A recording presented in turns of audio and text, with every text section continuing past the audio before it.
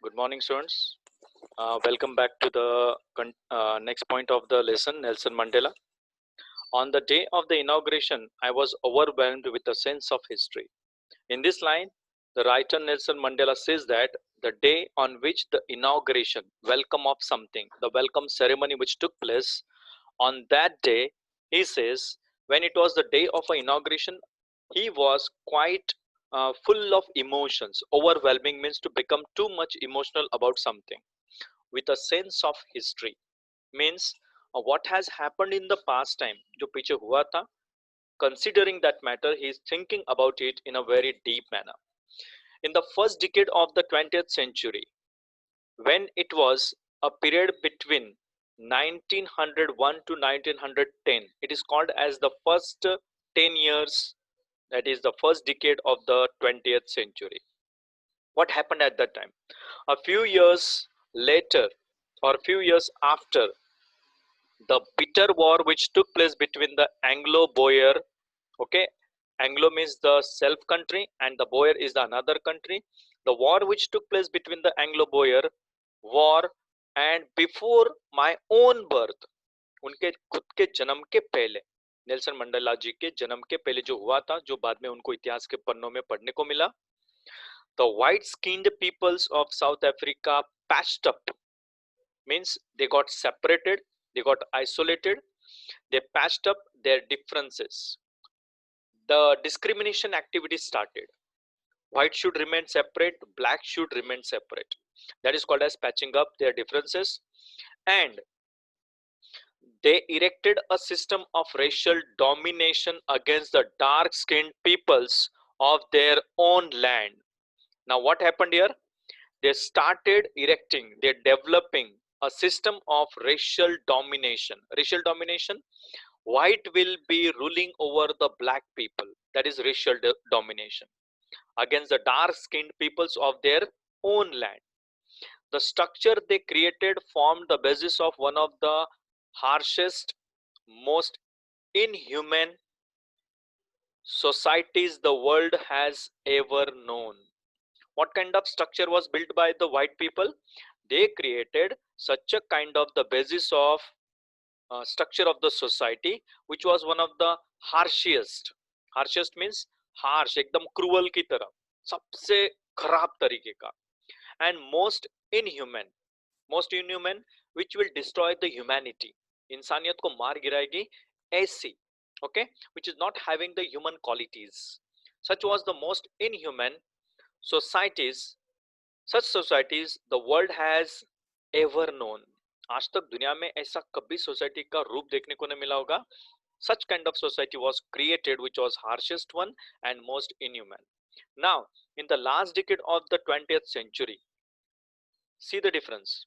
He's talking about the historical pages of the first decade of the 20th century, and now after his birth, he started fighting against from his childhood till the particular age, and now today it is the last century, last decade of the 20th century, means 1991 to 2000 के बीच का वो century में जब वो election लड़के जीत के आए, उस वक्त की बात कर रहे हैं. Means he's taking back to us in the first decade and now coming into the last decade. Means 90 साल की जिंदगी में उन्होंने ये सब कुछ जो देखा, okay, तो उसके बारे में वो बता रहे हैं. And what is he saying in the last decade of the 20th century?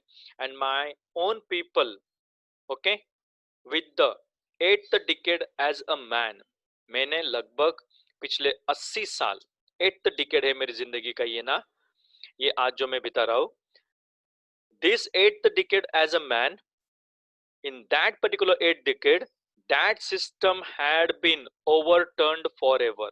वो जो पुरानी सिस्टम थी उसकी काया पलट हो गई, ओवरटर्न हो गया.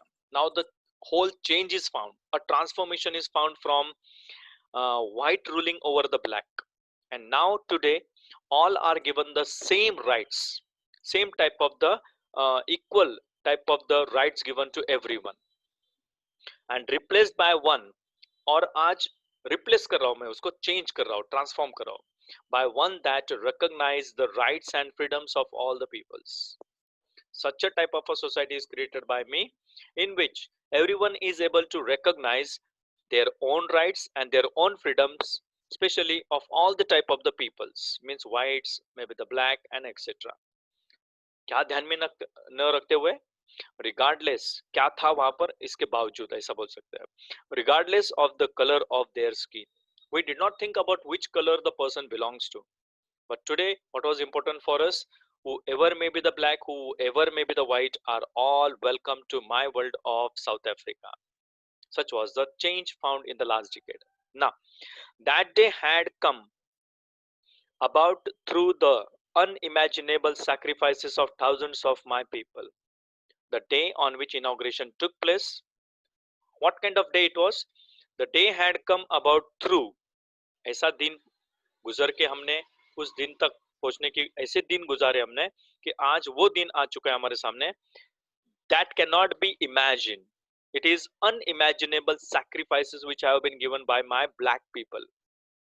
मेरे कंट्री के ब्लैक लोगों ने जो कुछ सैक्रिफाइसेस दी हैं उनको हम इमेजिन भी नहीं कर सकते. अनइमेजिनेबल सैक्रिफाइसेस हैं. Of what? Of thousands of my people. हजारों लाखों की संख्या में मेरे लोगों ने सैक्रिफाइसेस दिया है. People whose suffering and courage can never be counted or repaid.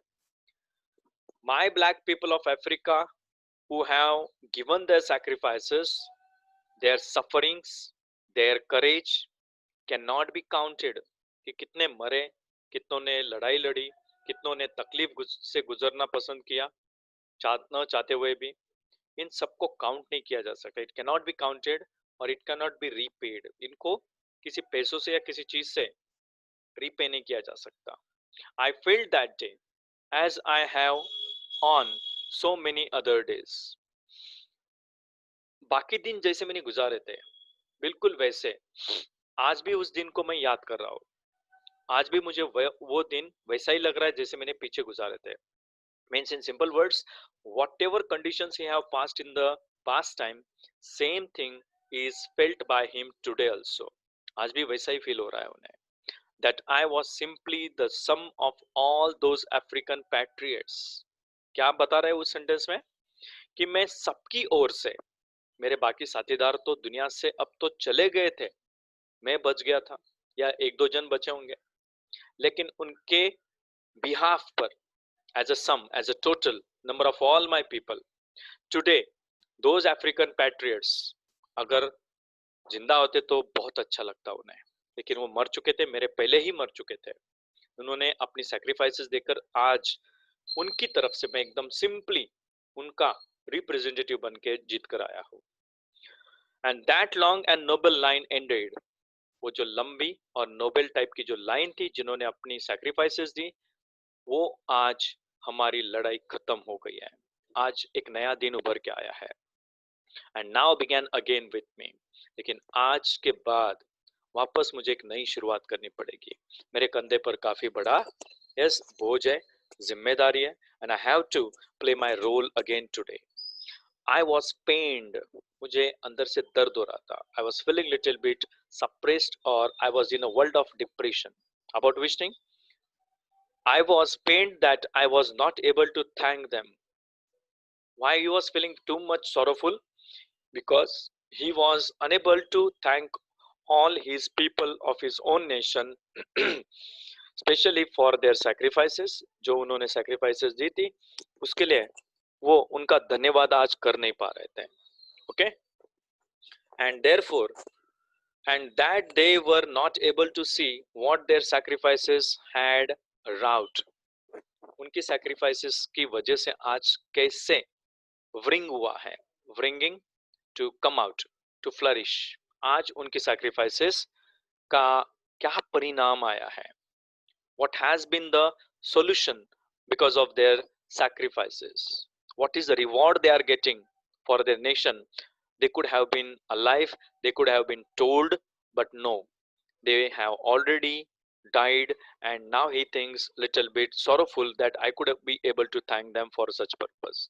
मतलब सादी भाषा में उनकी sacrifices की वजह से आज ये दिन जो उभर के आया है वो मुझे देखने को मिल रहा है, जो एक बदलाव का दुनिया का दिन है. The policy of apartheid created a deep and lasting wound in my country. जो पॉलिसी थी एपर्थियड की, उस एपर्थियड की पॉलिसी ने कैसी टाइप की भावनाएं क्रिएट की हैं? Created a deep and lasting wound, बहुत गहरी और लंबे समय तक ऐसी चोट मिली है मेरे कंट्री के लोगों को, ओके, और मुझे भी मिली है, जो इतनी आसानी से मेरे दिल से नहीं मिटेगी. It is not going to wipe out, it is not going to get wipe out very easily. Clear? Here the meaning of the word route is also mentioned as to be done or to be achieved also. In the above paragraph we last word is route, which is given with the meaning done, achieved. जो उन्होंने achieve किया है आज, जो उनकी वजह से देखने को मिल रहा है, वो मीनिंग भी लिख सकते हैं आप. All of us will spend many years. हम सब एक साथ में न जाने कितने साल बिताएंगे अभी, जो भी हमारे साथ अभी जिंदा है उनकी बात कर रहे हैं. If not generations, अगर हम जनरेशंस तक ये सब बातें जो आज फ्रीडम की मिली हैं, if not for coming generations recovering from that profound hurt, न जाने कितने जनरेशंस तक एक डीप एंड स्ट्रॉन्ग टाइप की, यानी कि प्रोफाउंड टाइप की जो फीलिंग्स हैं जिसकी वजह से हम हर्ट हुए थे, शायद ये जो हर्टिंग हमें मिली है, शायद हम इसको इतनी आसानी से मिटा नहीं पाएंगे. We won't be able to wipe out such kind of the deep and the strong feelings of getting hurt from the black. But the decades of the oppression and brutality had another unintended effect. जो decades तक हमने oppressive type का, बुरी तरह का, brutality का, cruel nature का और एक असर देखने को मिला था, और वो असर पता है क्या है? Unintended effect. इतनी आसानी से बताया नहीं जा सकता ऐसा effect. Such kind of effect which cannot be easily described, which cannot be easily intended. And that was that it produced the Oliver Thambus. और वो इफेक्ट क्या था पता है क्या? जो असर हुआ था हम पर, जो अन्याय हो रहा था, जिसको हमने सहन कर लिया, ऑप्रेस जो हुआ था, ब्रुटैलिटी हमारे साथ जो हो रही थी, जिसको डिस्क्राइब नहीं कर सकता मैं, उसका एक अच्छा भी इफेक्ट देखने को मिला. कौन सा? उस इफेक्ट में ये देखने को मिला कि उसकी वजह से great personalities such as Oliver Tambus, the Walter Sicilus, the Chief Luthellus, the Isuf Dadus, the Bram Fishers, the Robert the लगाया सबके टाइटल, स्पेशल टाइटल्स दिए गए उनको, the Robert Sobicus of our time, मेरे वक्त के ये जो सब लोग थे जिन्होंने लड़ाई लड़ी थी, men of such extraordinary, okay, men of such extraordinary courage, wisdom and generosity. ये वो लोग थे जिनके अंदर एक्स्ट्राऑर्डिनरी करेज कूट कूट के भरा हुआ था, विजडम थी, लिबरल टाइप का विचार करने की उनके अंदर की कैपेसिटी, और generosity. One who is in a kind manner living with others is called as a generosity. That their like may never be known again. उनके जैसे व्यक्ति, such type of characteristics may never be known again in the history of South Africa. शायद ऐसे लोग कभी जन्म लेकर नहीं आएंगे. Perhaps it requires such depths of operation to create such heights of character. शायद ऐसे लोग तब जन्म लेकर आते हैं जिनके अंदर ऐसी डेप्थ होती है ऑपरेसिवनेस को सहन करने की, जो इतनी ऊंचाई पर जाकर अपना कैरेक्टरिस्टिक बनाते हैं. इतनी ऊंचाई तक पहुंचने के लिए आपको बहुत तकलीफ में से गुजरना पड़ता है.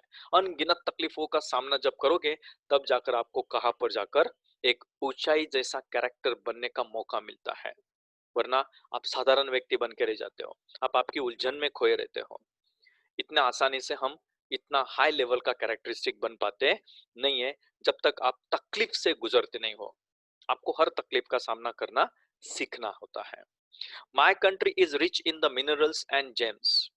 On the other hand, he says that his country is full of, okay, rich minerals and gems. That is a precious diamonds and all these things are found very easily in my nation, but they are all under the soil, beneath its soil.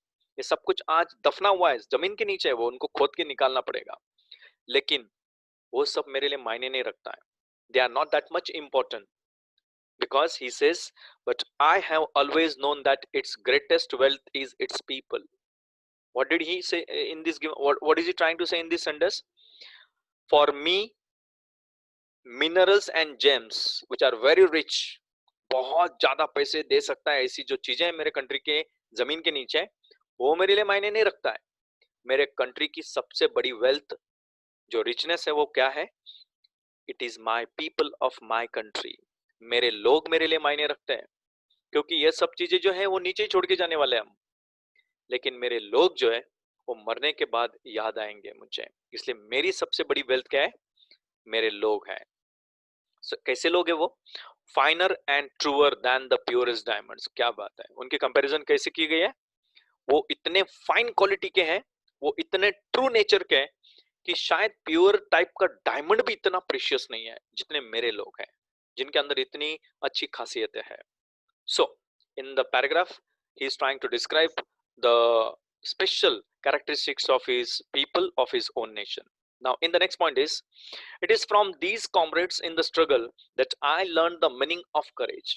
बहुत बड़ी बात कही है. These peoples means here all his friends, all his companions, all his comrades. Comrades का मतलब friends, okay, companions, जिन्होंने struggle किया है. और इन सबके स्ट्रगल में मैंने एक चीज सीखी. कौन सी? I have learn the meaning of courage. मैंने करेज क्या होता है, धैर्य क्या होता है, मुझे किस तरह से अपनी डेयरिंग को आगे किस जगह पर किस तरह से दिखानी है, ये मैंने उनसे सीखा. टाइम एंड अगेन, वक्त के बारे में भी, और फिर और एक चीज वापस मुझे दोहरानी होगी.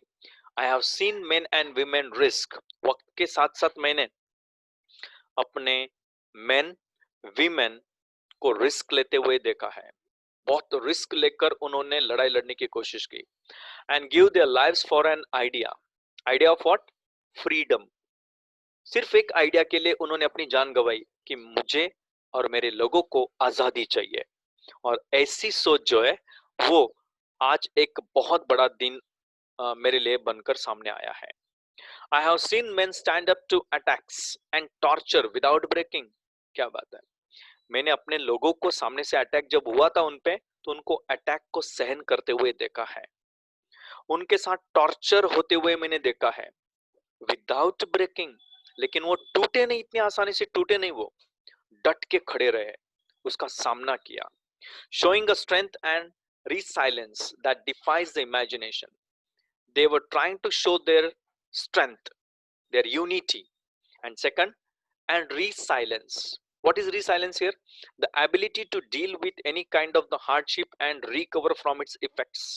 ऐसी ability कि जो आप किसी भी प्रकार के हार्डशिप का या किसी भी प्रकार के हार्डशिप से गुजर के उसमें से रिकवर होते हो, उसका असर आप अपने आप पर होने नहीं देते हो, उसमें से उल्टा आप क्योर होकर बाहर निकलते हो, रिकवर करते हो. और ऐसा resilience that defies the imagination means आप उसको इमेजिन भी नहीं कर सकते, उसको डिफाई करता है वो, उसको रिजेक्ट करता है.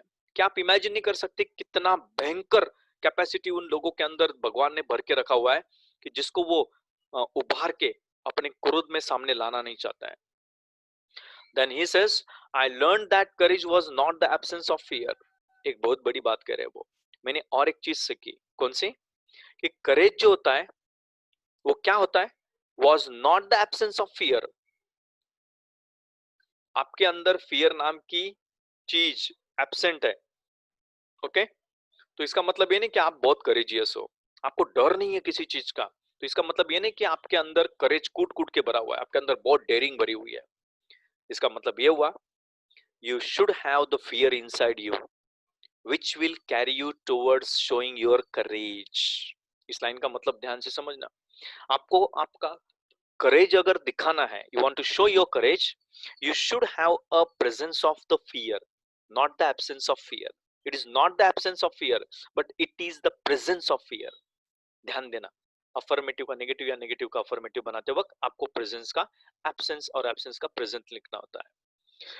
But the triumph over it, और ये जो फियर है ना आपके अंदर अगर है ना, तो उसको अगर आप जीत लेते हो, उसके ऊपर आप काबू करते हो, कॉन्कर करते हो, देन यू आर करेजियस. तो आप बहुत करेजियस हो अगर आप उसके ऊपर जीत हासिल करते हो, ट्रिम्फ करते हो. Triumph means to win over something, to have the triumph means to get the particular type of conquer over something.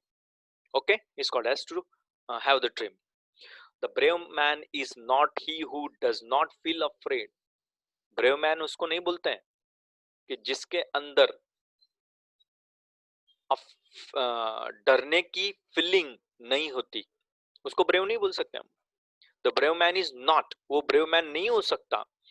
He who does not feel afraid, जो आदमी डरता ही नहीं किसी चीज से, तो वो ब्रेव थोड़ी ना हुआ. बल्कि ब्रेव किसको कहेंगे? But he who conquers that fear. Brave है, थोड़ा सा डर है, और उस डर के ऊपर कॉन्कर करता है, वो उस फियर को मिटाता है, उसके ऊपर अपना काबू करता है. then the person is either called as a courageous or a brave character. वरना आपको डर ही नहीं तो आप तो पत्थर दिल इंसान हो जाओगे, ऐसा हो सकता है. No one is born hating another person because of the color of his skin or his background or his religion. दुनिया में कोई व्यक्ति ओके जब जन्म लेकर आता है तो वो सामने वाले व्यक्ति से इसलिए नफरत नहीं करता है क्योंकि उसका कलर का स्किन का जो कलर है, ओके, जो कलर का स्किन उसका होता है, तो उसकी वजह से उसके अंदर नफरत नहीं होती है. नफरत बाद में पैदा होती है. उसका बैकग्राउंड कैसा है उसको देखकर हेटेडनेस नहीं होती है. You are not hating someone because of its skins colour और द बैकग्राउंड और मे बी द रिलीजन, या फिर कोई रिलीजन को ध्यान में रखकर आप नफरत करते हो, ऐसा भी नहीं होता. People must learn to hate. बहुत बड़ी बात कह रहे हैं वो यहाँ पर. Nelson Mandela is saying something very different here. लोगों को नफरत करना सीखना होगा, लेकिन किस चीज से, लेकिन क्यों, ध्यान देना. People must learn to hate and if they can learn to hate, जब इंसान नफरत करना सीख जाएगा, they can be taught to love. जिस इंसान के अंदर नफरत होगी तो उस इंसान को क्या सिखा सकते हैं कि एक दूसरे से कैसे प्यार करें, अपनों से कैसे लगाव रखें, अपने कौन होते हैं, अपने कंट्री के लोग क्या होते हैं, प्यार क्या चीज होती है, वो उन्हें सिखाया जा सकता है. लेकिन नफरत ही नहीं है अंदर तो फिर प्यार भी समझ में नहीं आएगा. मतलब दो अपोजिट कंसेप्ट होनी चाहिए. जैसे कि कॉइन है, एक सिंगल कॉइन है, वो हमारे हम इंसान है. कॉइन मतलब हम इंसान, जिसकी दो बाजू होती है, हेड एंड टेल. हेड नहीं होगा तो टेल का कोई मतलब नहीं, टेल नहीं होगा तो हेड का कोई मतलब नहीं है. सेम, हेट्रेडनेस नहीं होगी तो लव नहीं पता चलेगा, और लव नहीं होगा तो नफरत नहीं पता चलेगी. And that is why he says hatredness को सीखना होगा, तब जाकर आप किसी को प्यार क्या होता है ये सिखा पाओगे. क्यों? For love comes more naturally to the human heart. क्योंकि प्यार जो है ना बहुत नेचुरली उभर के आता है इंसान के हार्ट के अंदर. आसानी से लव के फैक्टर को ऐड किया जा सकता है देन इट्स अपोजिट. बल्कि नफरत इतनी आसानी से डाल नहीं सकते आप जितना प्यार आसानी से डाल सकते हैं. जैसे कि छोटे बच्चे को अगर आप प्यार भरी चीजें सिखाना चाहते हो तो वो आसानी से पकड़ लेगा, पोलाइटली उसके साथ बात करो तो आसानी से सीख लेगा. लेकिन नफरत सिखाने लग जाओगे तो टाइम लगेगा. वो घूम फिर कर कितना भी समझाओ उसको, वो थोड़ा सा प्यार से ही बिहेव करेगा. लेकिन जैसे जैसे वो बड़ा होगा उसकी अहमियत उसको जैसे पता चलेगी, तो तब तक वो प्यार या नफरत वो सीख चुका होगा. इसलिए उसको ये दो चीजें सिखाई जा सकती है, नफरत करना और उसको प्यार क्या होता है ये सिखाना आसान हो सकता है. It will be very easy for the person to teach the love because it comes very naturally as compared to the opposite, that is to the hatredness. The next, even in the grimmest times, the tough times, the most disgusting time you can say, especially when he was in prison or his people were also put in the prison, when my comrades and I were pushed to our limits, मैं और मेरे दोस्तों को जब किसी चीज के लिए लिमिट्स पास करनी पड़ती थी, जब हमारे साथ अन्याय होता है, we were tortured, we were oppressed, तो जब हम उस लिमिट्स के बाहर टॉर्चर किए जाते थे तो हम उसको सहन करना सीख रहे थे. जितना टॉर्चर करोगे उतना सहन करेंगे. I would see a glimmer of humanity in one of the guards. तब जो बाहर जो गार्ड्स खड़े रहते थे ना, उनमें से किसी एक गार्ड के आंखों में मुझे एक चमक नजर आती थी इंसानियत की. और ये हमारे लिए बहुत थी. इंसानियत है मतलब किसी में बची हुई है गार्ड्स के अंदर, कि उन्हें भी लगता होगा कि एनिमल्स की तरह इनके साथ बर्ताव नहीं करे तो अच्छा है यार. कितना कितना बर्ताव करे, इतना बुरा बर्ताव कैसे सहन करते ये लोग। तो वो ग्लीमर जो है, वो जो चमक है ह्यूमैनिटी की, इंसानियत की, उन गार्ड्स में से किसी एक के आंखों में भी दिख गई ना, perhaps just for a second, बिल्कुल कुछ सेकंड्स के लिए वो हल्की सी झलक भी दिख गई ना किसी की आंखों में प्यार की, या फिर वो सिंपैथी की, what was he saying, what is he trying to say about that line? But it was enough to reassure me and keep me going. ये एक हल्की चमक मेरे लिए बहुत बड़ी बात थी। रीएश्योर करना चाहता था कि कुछ ना कुछ तो चेंज होगा, आज नहीं तो कल, एक दिन तो आएगा। Every dog has a day, in the same way आज नहीं तो कल कुछ ना कुछ बदलाव तो आएगा, भले वो एक सेकंड के लिए चमक क्यों ना हो। And keep me going, continue me for fighting against the apartheid. And the last point for the lesson today, man's goodness is a flame that can be hidden but never extinguished. लगे तो इसको underline कर देना, prop की तरह लगता है, बहुत जबरदस्त सेंटेंस है। It's really very beautiful, very fascinating one, attractive sentence है। इंसान की अच्छाई जो होती ना, man's goodness, man's goodness, please put on the switch. Man's goodness is a flame that can be hidden. इंसान की जो गुडनेस है ना, वो एक फ्लेम की तरह होती है, ओके, जिसको छुपाया तो जा सकता है, अंदर की आग को छुपाया तो जा सकता है, लेकिन बुझाया नहीं जा सकता। इंसान के अंदर की अच्छाई एक फ्लेम की तरह होती है, जिसको छुपा तो सकते हैं अंदर से, लेकिन उसको मिटा नहीं सकते। So we end here the session with a beautiful proverbial type of a statement, you can say, where Nelson Mandela explains us all the beautiful concepts of his comrades and his own life. Hope you understood the points very clearly and try to learn them in a clear way. Okay.